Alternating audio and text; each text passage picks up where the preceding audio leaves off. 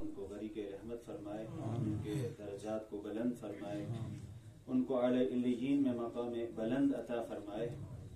وہ ہم سب کے لیے ایک پیغام چھوڑ کر گئے ہیں، ایک پیغام وہ زندگی بھر دیتے چلے گئے، اور ایک پیغام وہ ہے جو کل سے وہ ہمیں دے رہے ہیں عملی طور پر، اپنے کردار کے ذریعے، اپنے کریکٹر کے ذریعے، اور جو ری ایکشن رد عمل لوگوں کے ذریعے سامنے آ رہا ہے، اور لوگوں کی جو آواز ہوتی ہے، لوگوں کا جو تأثر ہوتا ہے، وہی اصل کسی بھی انسان کا کریکٹر کہلاتا ہے۔ اس کے ذریعے یہ بات بالکل عیاں اور بیاں ہے کہ وہ ایک قابل مثال، قابل تقلید شخصیت کے مالک تھے۔ چونکہ میرا ان کے ساتھ تعلق کئی مراحل پر مشتمل ہے، زمانہ طالب علمی سے لے کر آج تک بہت سے مراحل آتے رہے۔ ایک عجیب و غریب تاریخ ہے، بیرون ریاست غریب الوطنی کی زندگی، طلب علم کی زندگی، اس کے بعد مختلف مراحل سے گزرتے ہوئے وہ جب اپنے گھر پر تشریف لائے، اس کے بعد یہاں کی سوشل لائف، سماجی زندگی سے منسلک ہوئے، لوگوں کے ساتھ جو کسی بھی شخص کا اٹھنا بیٹھنا،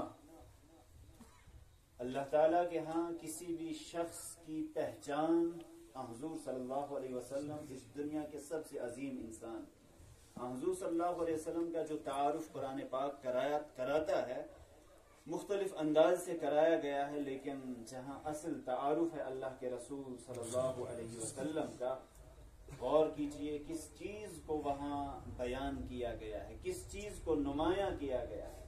وہاں آپ کی نماز کا ذکر نہیں ہے، وہاں آپ کے روزے کا ذکر نہیں ہے، وہاں ہے وَإِنَّكَ لَعَلَىٰ خُلُقٍ عَظِيمٍ، اخلاق فاضلہ کا ذکر ہے، انسان کا کریکٹر، اس کا کردار، لوگوں کے ساتھ اس کا حسن سلوک۔ انسان اس معیار پر جتنا بلندی پر ہوگا، اللہ کا وہ اتنا ہی مقرب ہوگا۔ یقیناً ہم گواہی دے سکتے ہیں مرحوم فاروق رحمہ اللہ کے بارے میں کہ وہ اخلاق فاضلہ کی اعلیٰ مثال تھے۔ یقیناً وہ اس دنیا سے رخصت ہو چکے، ان کے آثار باقی ہیں، ان کی باقیات باقی ہیں۔ والباقیات الصالحات خیر عند ربک ثوابا وخیر عملا۔ باقیات صالحات یہی وہ چیز ہے جو انسان کے کام آ سکتی ہے۔ ہم میں سے ہر شخص کی کچھ باقیات ہوتی ہیں، کچھ آثار ہوتے ہیں۔ دو قسم کے آثار ہوا کرتے ہیں، ایک اچھے اثرات ہوتے ہیں جن کو ہم نیکیاں کہتے ہیں، جن کا پھل انسان کو بعد میں بھی ملتا رہتا ہے، لیکن دوسرا اثر، اللہ ہم سب کو اس چیز سے محفوظ فرمائے، وہ بدی کی شکل میں ہے، وہ برائیوں کی شکل میں ہے، وہ ان چیزوں کی شکل میں ہے جن کے ذریعے ایک انسان گمراہ ہو جاتا ہے، دوسرے کی گمراہی کا ذریعہ بنتا ہے، یہ بھی انسان کے لیے وبال جان بنتا ہے۔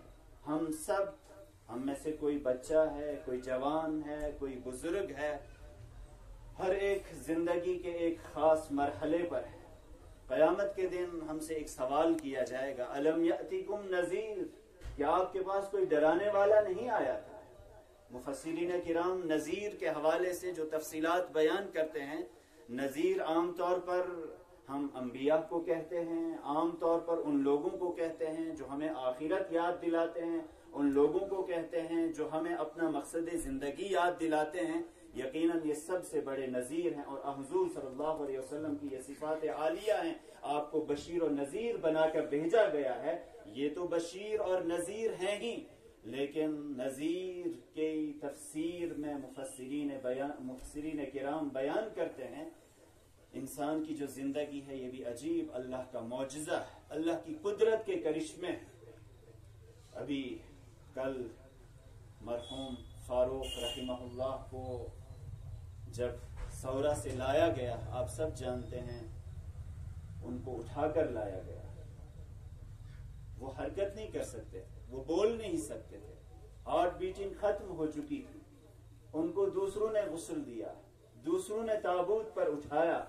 قرآن پاک چیلنج دیتا ہے انسانوں کو. اے انسان تو اپنے آپ کو بہت بڑا سمجھتا ہے, اپنی طاقت پر تو اتراتا ہے, تجھے غرور ہے, تجھے تکبر ہے, تو کیا ہے؟ اللہ کے سامنے تیری کوئی حیثیت نہیں. اللہ تبارک و تعالیٰ انسان کو چیلنج دیتا ہے کہ دیکھو, آپ دیکھتے ہو اپنے کسی بھائی کو, اپنے کسی چہیتے کو, وہ آپ کے سامنے رخصت ہو رہا ہوتا ہے. فَلَوْلَا إِن كُنْتُمْ غَيْرَ مَدِينِينَ تَرْجِعُونَهَا إِن كُنْتُمْ صَادِقِينَ. اے انسانوں, تم چاہتے ہو کہ اس کی سانس واپس آ جائے, اس کی سانس رخصت نہ ہو. آپ ہزار کوشش کرتے ہو, ڈاکٹر اپنی مہارت کے کرشمے دکھاتا ہے, دنیا کے جو اہم ترین معالج ہیں, جو اس دنیا کے اسباب ہیں, وہ سب اختیار کیے جاتے ہیں. آپ اپنی آنکھوں سے اس کو دیکھ رہے ہوتے ہو کہ اس کی جان آفری کے حوالے ہو رہی ہوتی ہے. بتاؤ, آپ اس کی سانس کو روک سکتے ہو؟ آپ واپس لا سکتے ہو؟ اگر نہیں لا سکتے ہو, اس کا مطلب آپ کو کسی ذات کے سامنے حساب و کتاب کے لیے پیش ہونا ہے.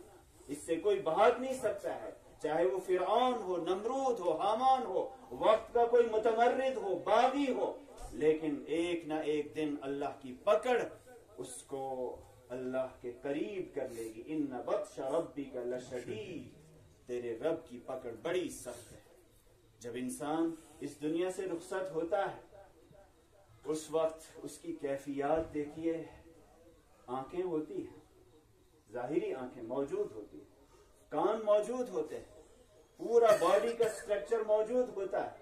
کون سی چیز نکل گئی؟ کیا چیز ہے وہ جو ہمارے جسم سے رخصت ہو جاتی ہے, جس کی وجہ سے ہم دیکھنا بند کر دیتے ہیں, سننا بند کر دیتے ہیں, ہماری جسم کی ہر حرکت وہ رک جاتی ہے, ہمارا پورا جسم وہ جامد ہو جاتا ہے, وہ منجمد ہو جاتا ہے, خون اپنی اپنی جگہ جم جاتا ہے. وہ کون سی چیز ہے جو ہمارے جسم میں موجود تھی؟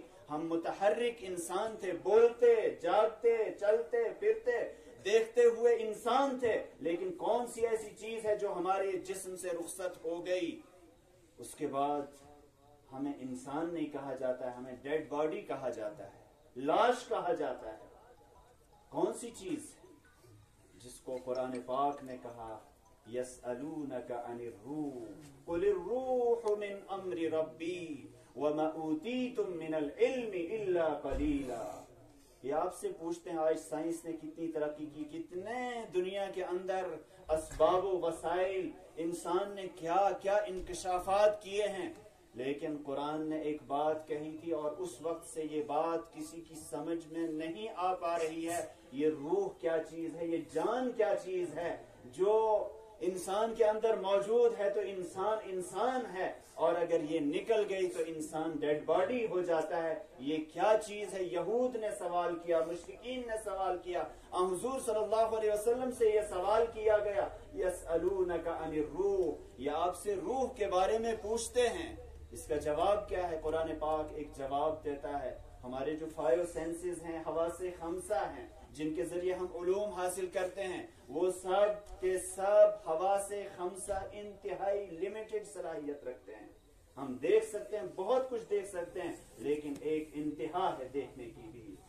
اس کو ہم اسپیس میں کسی کھلی فضا میں اس کا مشاہدہ آئے دن کرتے ہیں. ایک پرندہ اڑتا ہوا جا رہا ہوتا ہے, ہمارے سامنے وہ ہوتا ہے, لیکن وہ اڑتے اڑتے جہاز ہو, پرندہ ہو, کوئی بھی اڑنے والی چیز دیکھتے دیکھتے چھوٹا ہوتے ہوتے ہوتے وہ غائب ہو گئی. کیا وہ چیز غائب ہو گئی؟ جی نہیں, وہ غائب نہیں ہوئی, ہماری نگاہ ختم ہو گئی. ہماری آواز, کتنی آواز ہم سن سکتے ہیں, جہاں تک ہماری سماعت کی صلاحیت ہے وہی آواز ہم سن سکتے ہیں. اسی طرح حواس خمسہ پر غور کیجئے, یہ انتہائی لمیٹڈ ہے, محدود. حواس خمسہ کے بعد پورا علم وہ کہاں سٹور ہوتا ہے؟ وہ دماغ میں سٹور ہوتا ہے. دماغ اس کا انالائز کرتا ہے, اس کا تجزیہ کرتا ہے, اس کے بعد دماغ آرڈرز دینا شروع کر دیتا ہے. دماغ اس کی اڑان بھی بہت زیادہ, لیکن جیسے حواس خمسہ لمیٹڈ اور محدود ہیں, اسی طرح ہمارا دماغ بھی انتہائی محدود ہے. دماغ کی جہاں صلاحیت ختم ہو جاتی ہے وہاں وحی کی رہنمائی شروع ہو جاتی ہے. اللہ کی طرف سے وہاں ہمیں رہنمائی کی جاتی ہے، وہاں پھر ہمیں بتایا جاتا ہے آپ کو اس دنیا کے بعد ایک دوسری دنیا میں جانا ہے، موت ایک اٹل حقیقت ہے، موت اختتام زندگی نہیں بلکہ یہ دوسری زندگی کا آغاز ہے۔ اس کے بعد ہمیں بتایا جاتا ہے کہ آپ کے بعد کے جو مراحل ہیں، چاہے وہ قبر کے مراحل ہوں، برزخ کے مراحل ہوں، حشر و نشر کے مراحل ہوں، قیامت کے مراحل ہوں، ان سب کے بارے میں وحی ہماری رہنمائی کرتی ہے۔ روح کے بارے میں بھی وحی ہمیں ایک رہنمائی کرتی ہے۔ اللہ تبارک و تعالیٰ کو پتا ہے انسان کی صلاحیت کتنی ہے، انسان کیا کچھ کر سکتا ہے۔ قرآن اس حوالے سے کیا کہتا ہے؟ قُلِ الرُّوحُ مِنْ أَمْرِ رَبِّي، آپ بس ایک بات ان کو بتا دیجئے، آپ کی جو یہ روح ہے یہ رب کا ایک آرڈر ہے، رب کا ایک حکم ہے۔ جب یہ آرڈر آ جاتا ہے انسان کہلاتا ہے، یہ آرڈر واپس لے لیا جاتا ہے انسان ڈیڈ باڈی ہو جاتا ہے۔ اس آرڈر کو، اس روح کو، اس امر الہی کو سمجھنا کسی انسان کے بس میں نہیں ہے۔ وَمَا أُوتِيتُم مِّنَ الْعِلْمِ إِلَّا قَلِيلًا، اے انسانوں آپ کو بہت ہی لمیٹڈ، محدود، قلیل علم عطا کیا گیا ہے۔ آپ اس کو اس دنیا کے اندر نہیں سمجھ سکتے ہو، بس آپ کو ماننا ہے، تسلیم کرنا ہے۔ آپ کا مشاہدہ آپ کو بتائے گا، آپ کا تجربہ آپ کو بتائے گا کہ آپ ان چیزوں کو نہیں سمجھ سکتے ہو۔ انسان کس چیز کا نام ہے؟ اگر انسان جسم کا نام ہوتا تب تو جانور وہ بھی جسم رکھتے ہیں۔ انسان اگر صرف روح کا نام ہوتا تب تو انسان کو جسم سے بالکل ماورا ہونا چاہیے تھا۔ اصلاً قرآن پاک ہمارے سامنے جو تفصیلات بیان کرتا ہے، ہم سب نماز پڑھتے ہیں اور نماز پڑھنی چاہیے، نماز یہ رکن رکین ہے، لیکن اس کے ساتھ ساتھ اللہ تبارک و تعالیٰ کا ایک بہت بڑا معجزہ بھی ہے۔ چونکہ آج اسلام صرف رسم کی حد تک رہ گیا ہے، ہم رسمی مسلمان رہ چکے ہیں، حقیقت سے بہت دور ہو چکے ہیں۔ ہماری نماز، ہمارے روزے سب غیر شعوری اعمال ہیں، ہماری پوری زندگی وہ رسمی زندگی بن چکی ہے۔ اگر حقیقت کے تھوڑا سا بھی ہم قریب آ جائیں تو واقعتاً پھر وہ دن دور نہیں جب پھر صحابہ کرام جیسی زندگیاں ہمیں نظر آئیں گی، اسلامی انقلاب ہمیں نظر آ سکتا ہے۔ چونکہ ہم رسمی مسلمان رہ گئے ہیں، نتیجہ یہ ہے کہ شعور سے خالی، احساس سے خالی۔ قرآن پاک جو نماز کی تفصیلات ہمارے سامنے بیان کرتا ہے، نماز جسم کی بھی عبادت ہے، اسی لیے حکم ہے وَارْكَعُوا وَاسْجُدُوا، رکوع یہ جسم کا کام ہے، سجدہ کرنا یہ جسم کا کام ہے، قیام کرنا یہ جسم کا کام ہے۔ لیکن صرف اٹھک بیٹھک کا، جسم کی حرکات کا نام ہرگز نماز نہیں ہو سکتا ہے، جیسے کہ آج کل ہم سب کی نماز ہے، غیر شعوری نماز۔ قرآن پاک یہ بھی تو کہتا ہے قد افلح المؤمنون الذین هم فی صلاتهم خاشعون۔ اصل نماز کون سی ہے؟ اصل نماز وہ ہے جس نماز میں خشوع ہو، خضوع ہو، دل کے اندر خوف کی کیفیت طاری ہو کہ میں رب کے سامنے کھڑا ہوں، میں اپنے مالک کے سامنے کھڑا ہوں۔ اور انسان دنیا میں اپنے رب کے سامنے ہر وقت ویسے ہوتا ہے، لیکن جب وہ رب سے مناجات کر رہا ہوتا ہے، جب وہ کہہ رہا ہوتا ہے ایاک نعبد و ایاک نستعین، گویا کہ رب سامنے ہے، رب سے باتیں ہو رہی ہیں۔ اور ایک دن تو وہ بھی آنا ہے جب ہم سب رب کے حضور ہوں گے، اور قرآن پاک اس کرائیٹیریا کو ہمارے سامنے پیش کرتے ہوئے یوں کہتا ہے وَأَمَّا مَنْ خَافَ مَقَامَ رَبِّهِ وَنَهَى النَّفْسَ عَنِ الْهَوَىٰ، وہ شخص جو رب کے سامنے کھڑے ہونے سے ہر وقت خائف ہے، خوف زدہ ہے، وہ ڈرا ہوا ہے، سہمے ہوئے ہے، میں رب کو کیا منہ دکھاؤں گا، میں کس منہ سے رب کے سامنے حاضر ہوں گا، کیا اعمال لے کر جاؤں گا، کیا دکھاؤں گا، میرے نامہ اعمال میں کیا ایسی چیز ہے جس کو میں رب کے سامنے پیش کر سکوں۔ وَأَمَّا مَنْ خَافَ مَقَامَ رَبِّهِ، رب کے سامنے کھڑے ہونے کا خوف اس کو ہے۔ وَنَهَى النَّفْسَ عَنِ الْهَوَىٰ، نتیجہ یہ ہے وہ خواہش پر لگام کس دیتا ہے، وہ کنٹرول کر لیتا ہے۔ فَإِنَّ الْجَنَّةَ هِيَ الْمَأْوَىٰ، ایسے ہی شخص کا ٹھکانہ پھر جنت ہے۔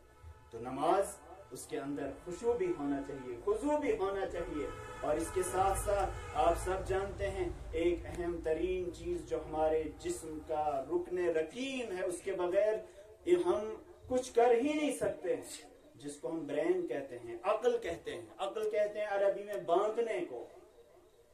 अक्ल ये असलन हमारे मुकल्लफ होने और जिम्मेदार होने की बुनियादी चीज है। क़यामत के दिन जब हम सब अल्लाह के दरबार में हाजिर होंगे, सब जाएंगे, नेक भी जाएंगे, बद भी जाएंगे।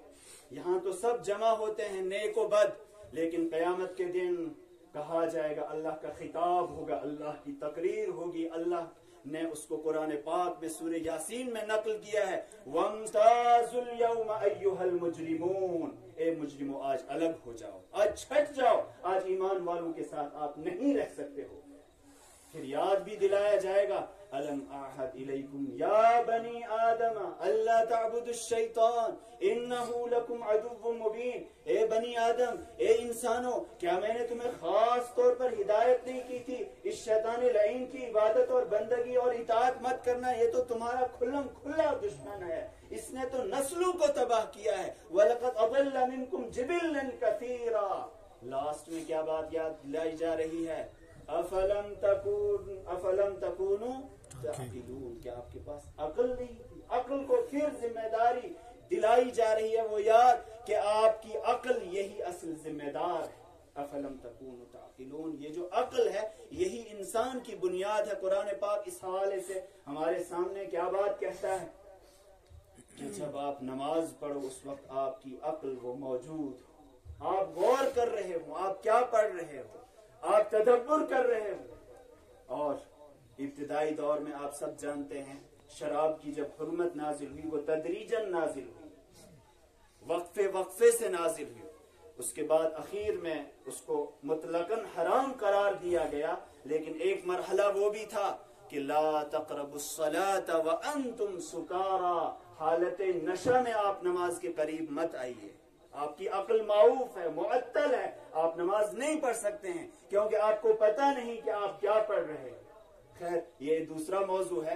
मैं आपसे अर्ज कर रहा था, इंसान का जो स्ट्रक्चर है, उसका जो जिस्म है, यही इंसान नहीं बल्कि इंसान के जिस्म के अंदर, उसकी शख्सियत के अंदर तीन बुनियादी अज्जा हैं। तीनों को बैलेंस के साथ रखना यही हकीकी इंसान है। जिस्म ये अल्लाह ने अता किया है, ये हमारी रूह की सवारी है। ये जब इंसान इस दुनिया के अंदर आता है, आप सब जानते हैं, माँ के पेट में रहता है, उसके बाद बाहर जब इंसान आता है सलाहियतें आहिस्ता आहिस्ता दी जाती है। एक छोटा बच्चा वो एक एतबार से बेसलाहियत होता है, लेकिन जैसे जैसे वो ग्रोथ करता है, आगे बढ़ता रहता है, उसको सलाहियतें दी जाती हैं। जो पीक उरूज का दौर है सलाहियतों का, वो कौन सा दौर है? वो शबाब का दौर है, जवानी का दौर है। इसीलिए क़यामत के दिन जवानी के बारे में बतौर खास पूछा जाएगा। फिर उसके बाद क्या होता है?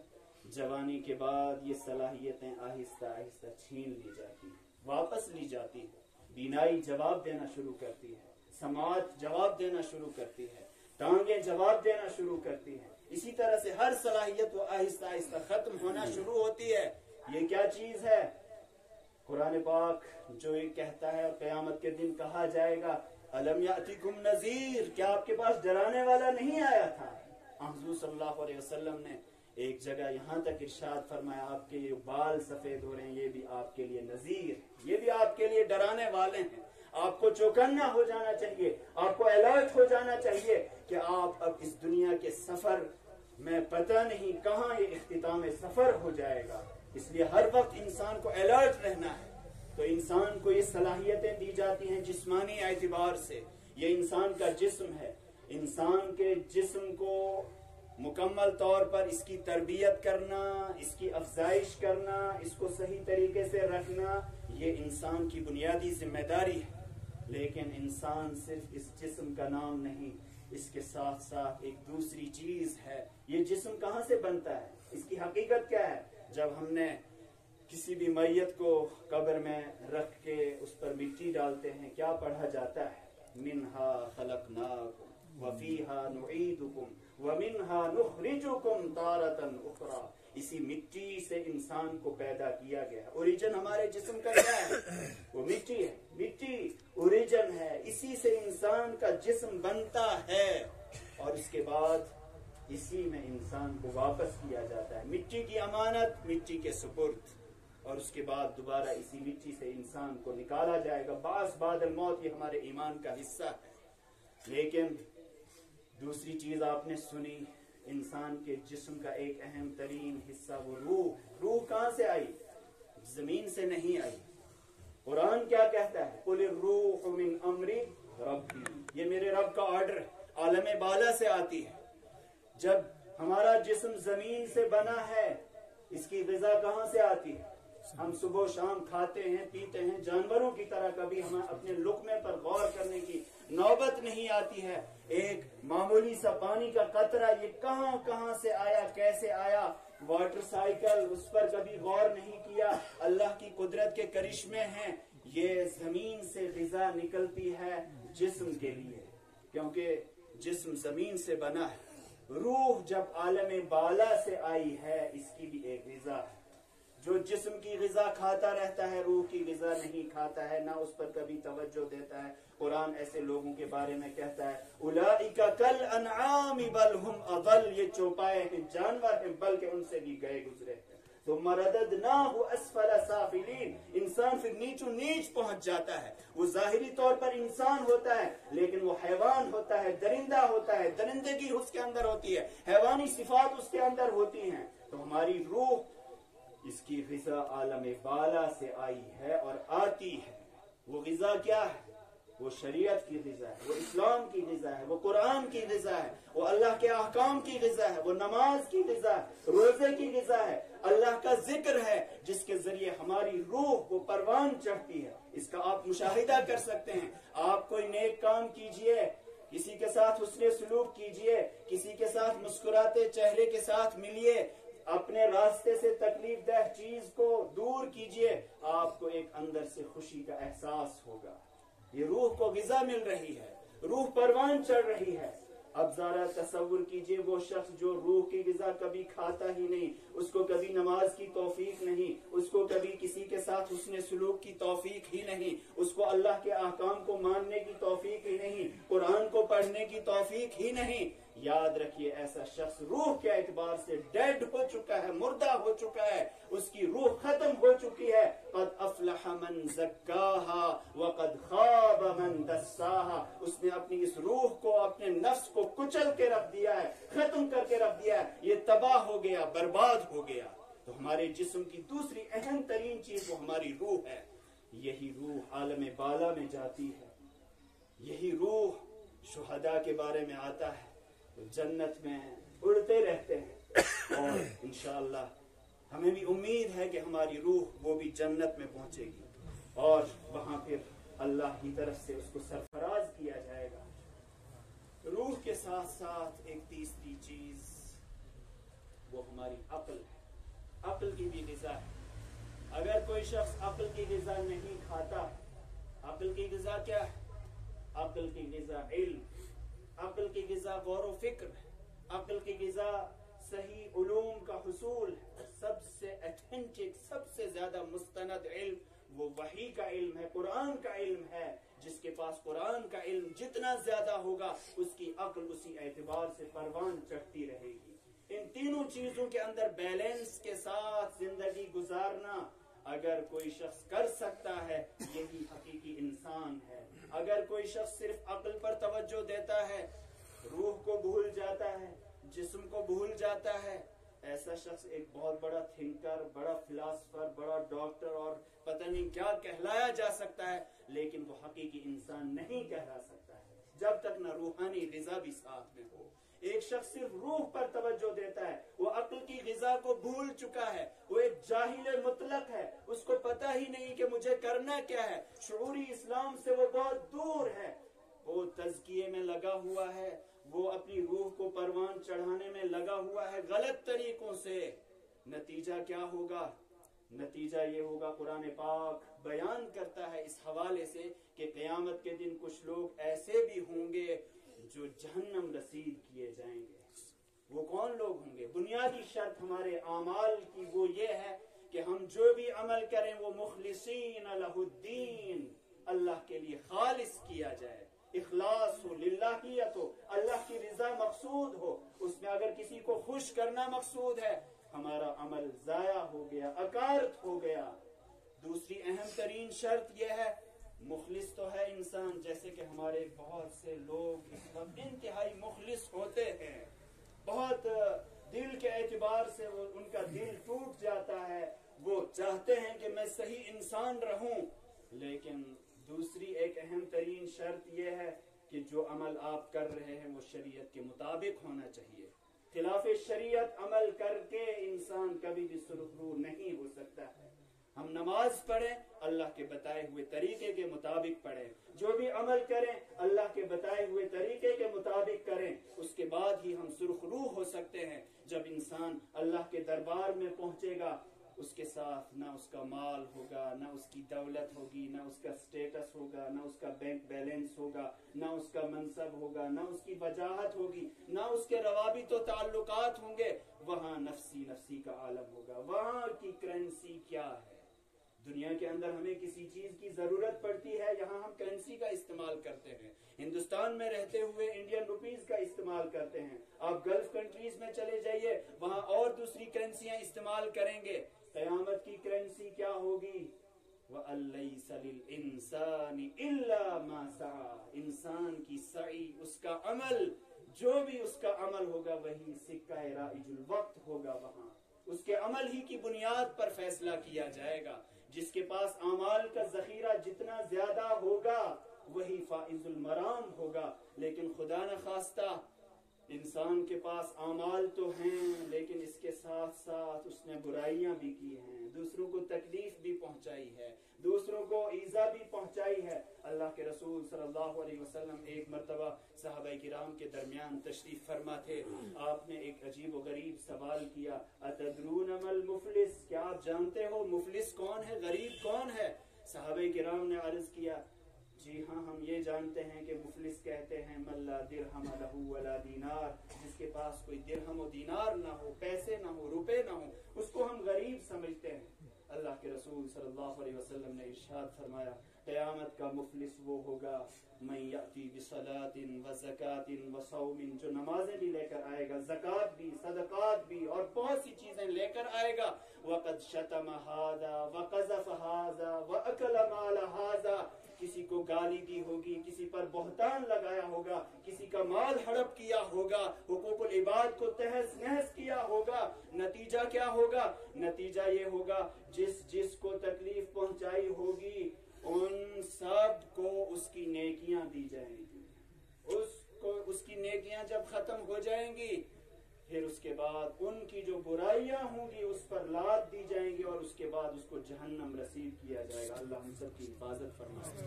صرف نمازیں پڑھنا، صرف روزے رکھنا یہی کافی نہیں، اس کا دوسرا پہلو بھی ہے، معاملات درست ہونے چاہیے، حقوق العباد کی ادائیگی ہونی چاہیے۔ اللہ کے رسول صلی اللہ علیہ وسلم سے ایک مرتبہ سوال کیا گیا کہ ہمیں بتائیے کہ سب سے بڑا عبادت گزار کون ہے، کیسے بن سکتا ہے انسان؟ اگر ہم سے کوئی پوچھے گا ہمارا جواب کیا ہوگا؟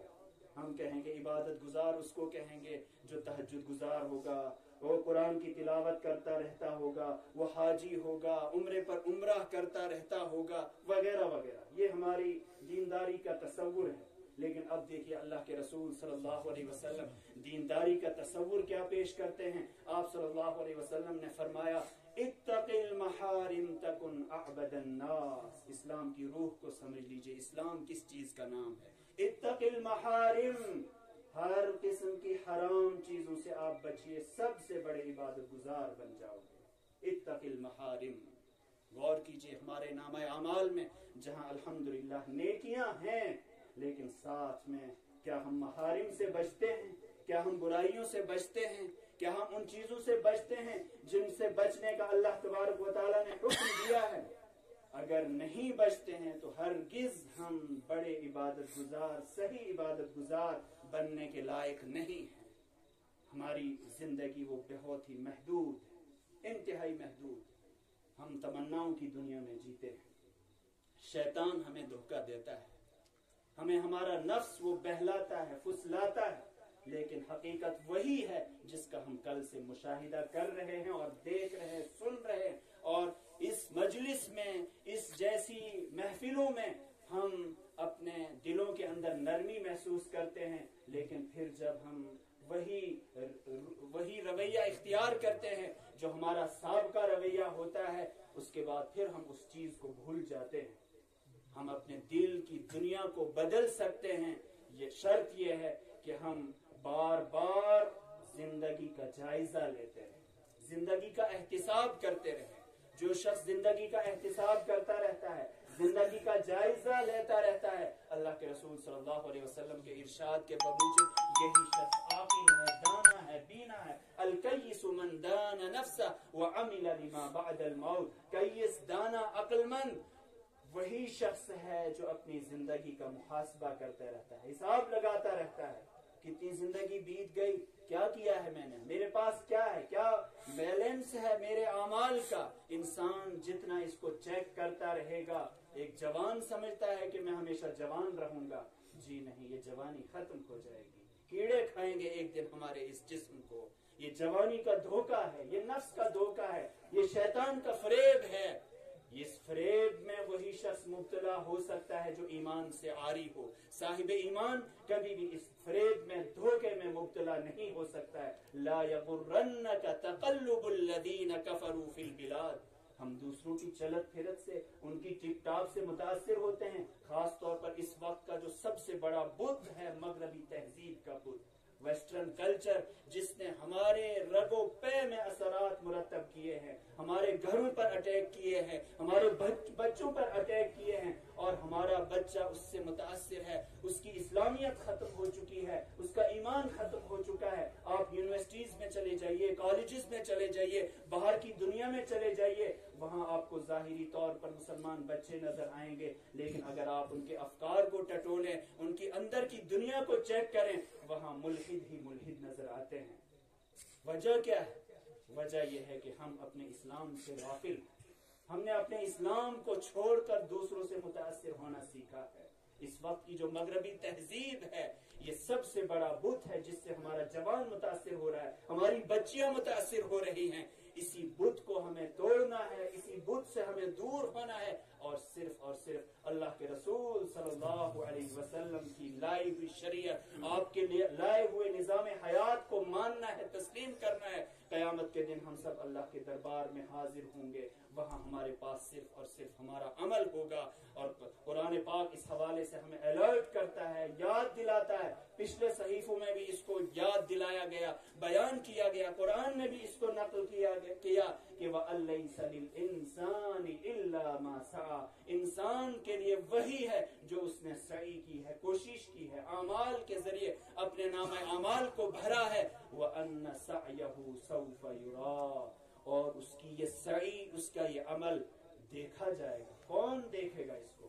ہم تو دیکھیں گے ہی، لیکن ذرا تصور کیجئے اللہ بھی دیکھے گا، رسول رحمت صلی اللہ علیہ وسلم بھی دیکھیں گے، وہاں انبیاء ہوں گے، صدیقین ہوں گے، شہداء ہوں گے، ہمارے سرپرست ہوں گے، جن سے ہم چھپ کر برائیاں کرتے ہیں، جن سے ہم چھپا کر برائی کو رکھنے کی کوشش کرتے ہیں، لیکن قیامت کے دن سب کچا چٹھا سامنے آ جائے گا۔ وَأَنَّ سَعْيَهُ سَوْفَ يُرَى۔ آج سائنس نے اس چیز کو پروو کیا ہے، ثابت کیا ہے۔ بظاہر ہم برائی کو، بدی کو چھپانے کی کوشش کرتے ہیں، لیکن کیا کبھی کوئی برائی چھپ سکتی ہے؟ جی نہیں، ہرگز نہیں۔ قیامت کے دن ایک مرحلہ وہ بھی آئے گا، سورہ یاسین میں اس کو نقل کیا گیا ہے۔ انسان پہلے مرحلے میں کٹ حجتی کرنے کی کوشش کرے گا، میں نے یہ نہیں کیا، میں معذور ہوں، مجھے پتہ نہیں تھا، لیکن اس کے بعد ایک مرحلہ یہ بھی آئے گا، اليوم نختم على افواہہم وتکلمنا ایدیہم وتشہد ارجلہم بما كانوا یکسبون۔ بولتی بند، زبان پر لگام، فنگر پرنٹس بولنا شروع کر دیں۔ قرآن اس کو بیان کرتا ہے کہ الیوم نسوی بنانا، یہ جو آپ کے پور ہیں، فنگر پرنٹس ہیں، ان کو واپس کیا جائے گا۔ آپ کے فنگر پرنٹس یہ بولنا شروع کر دیں گے، یہ اللہ کے سامنے گواہی دینا شروع کر دیں گے۔ یہ بول رہے ہوں گے، انسان کے پیر بول رہے ہوں گے، اسی کا جسم اس کے خلاف گواہی دے رہا ہوگا۔ اس سے بڑی ذلت اور رسوائی کیا ہوگی کہ انسان کا جسم اس کا دشمن بن جائے گا. مان لیجئے انسان کا جسم دشمن ہے، لیکن ساتھ میں یہ بھی دیکھ لیجئے قرآن پاک نے اس چیز کو نقل کیا ہے، اور سائنس نے آج ہمارے سامنے اس چیز کو بہت قریب کر کے رکھ دیا ہے. سی سی کیمرے کے ذریعے ہماری فوٹیج سامنے لائی جاتی ہے. قیامت کے دن بھی اس زمین کی فوٹیجز ہمارے سامنے لائی جائیں گی. یومئذ تحدث اخبارها، یہ زمین خبریں بیان کرنا شروع کر دے گی. جس زمین کے چپے پر جو بھی کچھ کیا ہوگا، اگر اچھے اعمال کیے ہوں گے یہ بھی گواہی دے گی. خدا نخواستہ برے اعمال کر رہے ہیں، وہ زمین بھی گواہی دے گی. قیامت کے دن بہت ہی خطرناک معاملہ ہوگا، وہ رسوا کن معاملہ ہوگا. قیامت کے دن اللہ کا دربار ہوگا اور ہم ہوں گے، اللہ کے رسول صلی اللہ علیہ وسلم ہوں گے اور ہم ہوں گے. ہم سے پوچھا جائے گا، سوال کیا جائے گا، ثم لتسألن یومئذ عن النعیم. یہ جو نعمتیں دی گئی ہیں، زندگی کی نعمت، صلاحیتوں کی نعمت، وسائل و ذرائع کی نعمت، پوری دنیا کے اسباب و وسائل، ان سب کے بارے میں قیامت کے دن پوچھا جائے گا. اور خاص طور پر جو ہمیں صلاحیتیں دی گئی ہیں، یہ صلاحیتیں باطل کے لیے نہیں بلکہ حق کے لیے صرف ہونی چاہیے.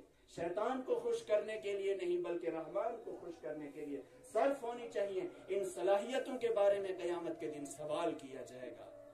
ہمارے مرحوم فاروق رحمہ اللہ تعالی رحمتاً واسعہ، وہ ہمارے سامنے ایک پیغام چھوڑ کر گئے ہیں کہ آپ اپنی زندگی کو وقف کیجئے اللہ کے دین کی سربلندی کے لیے.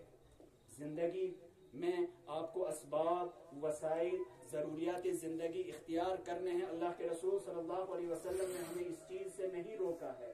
آپ صلی اللہ علیہ وسلم نے دنیاوی کام بھی کیے، لیکن دین کی حدود میں رہتے ہوئے، شریعت کی حدود میں رہتے ہوئے. لیکن انسان کا مشن کیا ہونا چاہیے، اس کا بنیادی مقصد کیا ہونا چاہیے؟ وہی جو اللہ کے رسول صلی اللہ علیہ وسلم کا بنیادی مشن اور مقصد تھا، لِيُظْهِرَهُ عَلَى الدِّينِ كُلِّهِ، اس دین اسلام کو ہر نظام کے مقابلے میں غالب کرنے کی کوشش. یہ انسان کی بنیادی ذمہ داری ہے، بنیادی مشن ہے.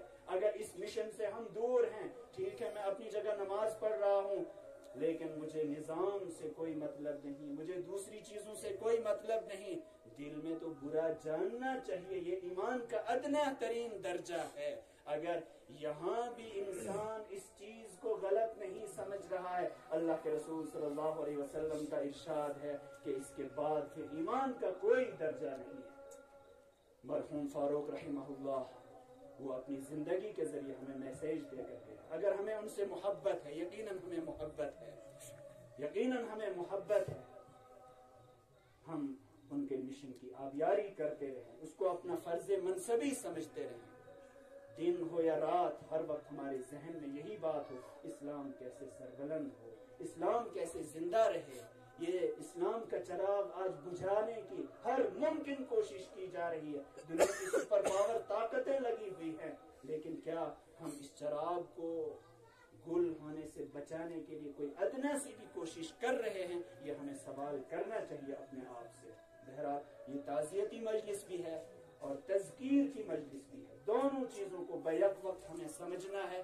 ہم سب تعزیت کے مستحق ہیں، میں بھی، آپ بھی، ہم میں سے ہر شخص جو بھی فاروق صاحب سے محبت کرتا تھا، سب تعزیت کے مستحق ہیں. لیکن ایک دن ہمارے بارے میں بھی لوگ تعزیت کریں گے، ہم بھی اس دنیا میں نہیں ہوں گے، کوئی نہیں رہے گا. کل من علیہا فان. کیا اس دن کی ہم تیاری کر رہے ہیں؟ اس سے پہلے کہ موت کا پیغمبر آ جائے، اس سے پہلے ہمیں اپنی موت کی تیاری کرنی ہے، اپنے بارے میں جائزہ لینا ہے. اور اس کے بعد اللہ کے حضور جب ہم پہنچے تو ہم سے یہ کہا جائے کہ ادخلی فی عبادی وادخلی جنتی، میرے بندوں کے ساتھ آپ شامل ہو جاؤ. انبیاء، صدیقین، شہداء، صالحین، نیکوکار لوگ، انہی کی صف میں آپ بھی داخل ہو جاؤ، جنت میں داخل ہو جاؤ. دوسری صف وہ ہوگی جہاں فرعون ہوگا، حامان ہوگا، شداد ہوگا، بڑے بڑے متمرد ہوں گے، منکرین حق ہوں گے، شیطانی طاقتیں ہوں گی.